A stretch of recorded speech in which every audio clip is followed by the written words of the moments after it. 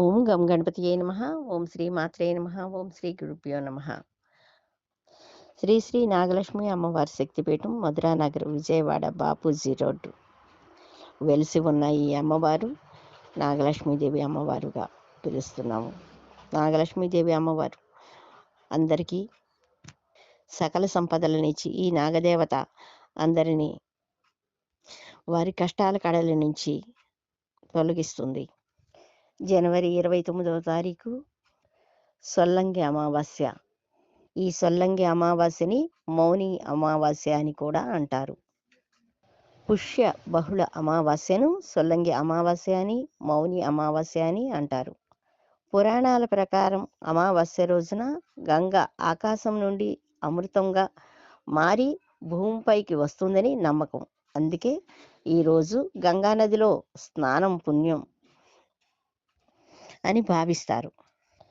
సొల్లంగి అమావాస్య రోజున దుర్గాదేవిని దర్శించుకోవటం మంచిది. అందుకనే అమ్మవారిని దర్శించుకోవటం కోసం మీ అందరికీ ఈ నాగలక్ష్మి అమ్మవారిని, ఈ దుర్గాదేవిని, మహాకాళి, లక్ష్మీ సరస్వతులని త్రిశక్తి పీఠంలో చూపిస్తూ మీకు అందరికీ అమ్మవారి దర్శనాన్ని చూపించగలుగుతున్నాము. మరి ముఖ్యంగా వెళ్ళలేని వారి కోసం ఈ వీడియోని చూసిన పుణ్యం కలుగుతుందని, అమ్మవారి ఆశీస్సులు మీ అందరికీ ఉంటాయని కోరుకుంటున్నాను. అమ్మవారి దగ్గర రాహుకాలం నిమ్మకాయతో వెలిగించే దీపాలు కూడా వెలిగిస్తే మంచిది. అమావాస్య రోజు లక్ష్మీదేవిని పూజ చేస్తుంటాము. అమావాస్య రోజు లక్ష్మీదేవి జన్మించారని దీపావళి అమావాస్య రోజున చేసుకునే విధానం అనేది ఉంది. ప్రతి అమావాస్యకి లక్ష్మీదేవి పూజ చేసుకుంటే చాలా మంచిది. ఈ పుష్యమాసంలో చివరి రోజును సొల్లంగి అమావాస్య అంటారు. పితృదోషాలు తొలగటానికి కూడా ఈ సొల్లంగి అమావాస్య రోజున పూజ చేస్తారు. సొల్లంగి అమావాస్య రోజున ఉపవాసం ఉండి ఆ రోజు పురాణ గ్రంథాలు చదవటం ద్వారా పితృదోషాలను పోగొట్టుకుంటారు. సొల్లంగి అమావాస్య రోజు నువ్వులతో చేసిన పదార్థాలను దానమిస్తే మంచిది. నువ్వులతో చేసిన పదార్థాలను దానం ఇవ్వటం వల్ల విష్ణు అనుగ్రహం లభిస్తుంది. అమావాస్య రోజున ఉపవాసం ఉండడం వల్ల పూర్వీకులు మోక్షం పొంది పుణ్యఫలం పొందుతారు అని విశ్వసిస్తారు. అమావాస్య రోజున పూర్వీకులు వంశస్థులను కలవడానికి వస్తారని గరుడ పురాణంలో చెప్తారు. ఆ రోజు ఉపవాసం ఉండటం, పవిత్ర నదీ స్నానం చేయటం వల్ల, దానాలు చేయటం వల్ల, నైవేద్యాలు సమర్పించటం ద్వారా పూర్వీకులు సంతృష్టులై ఉంటారు.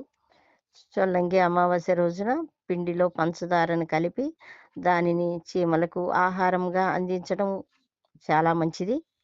ఇలా చేయడం వలన పూర్వీకులు దోషాలు తొలగిపోతాయని, వారు ఆశీర్వచనం ఇస్తారని కోరుకుంటూ చేస్తారు. సొల్లంగి అమావాస్య రోజున తప్పనిసరిగా నల్ల నువ్వులు లడ్డూలు, నువ్వుల నూనె, దుప్పటి, ఉసిరికాయలు, నల్లని వస్త్రాలు పేదలకు దానం చేయటం అనేది జరుగుతుంది. ఇలా చేయడం వల్ల పితృదోషాలు పోతాయని నమ్మకం. పితృదోషాలు పోవాలంటే సొల్లంగి అమావాస్య రోజున మీ పూర్వీకులు సమర్పించిన ఆ రోజు సూర్య భగవానునికి ఆర్ఘ్యం సమర్పించండి. అంతేకాకుండా రాగి పాత్రలో నల్ల నువ్వులను, ఎర్రటి పువ్వులను నీటిలో నింపి ఆ నీటిని సూర్యభగవానునికి సమర్పిస్తారు. ఈరోజు రావి చెట్టు, తెల్లటి మిఠాయిలను సమర్పిస్తారు. చెట్టు చుట్టూ 108 సార్లు ప్రదక్షిణం చేస్తారు. ఇలా చేయడం వల్ల మీ పూర్వీకుల ఆశీస్సులు ఉంటాయని లభిస్తాయని నమ్ముతారు. సొల్లంగి అమావాస్య రోజున ఇంటి దక్షిణ దిశలో తెల్లటి గుడ్డపై నల్ల నువ్వులు ఉంచి ఇత్తడి లేదా రాగి పై పితృ యంత్రాన్ని అమర్చండి. అనంతరం కుడివైపున పూర్తిగా పూర్వీకులను స్మరించండి. నువ్వుల నూనె దీపం వెలిగించండి. మధ్యలో నీటిలో నింపిన స్టీల్ పాత్రను ఉంచండి.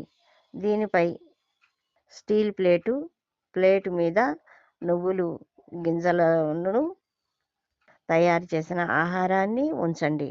అనంతరం ఆ ఆహారంపై తులసి ఆకును పెట్టండి. తెల్లటి పుష్పాన్ని సమర్పించండి. ఈ నైవేద్యాన్ని కుక్కకు లేదా ఆవుకు ఆహారంగా అందించండి. ఇలా చేసే సమయంలో మాట్లాడకుండా మౌనంగా ఉండాలి. ఇలా చేస్తే పితృదోషాలు పోతాయని నమ్మకం.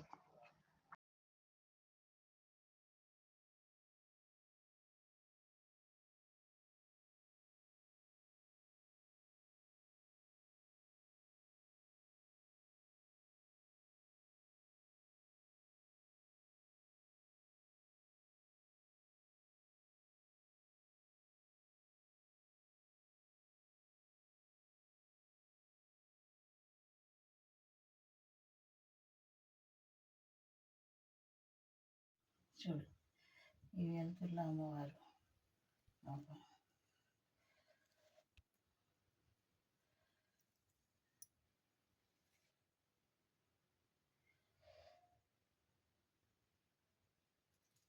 మూడో పెట్టు.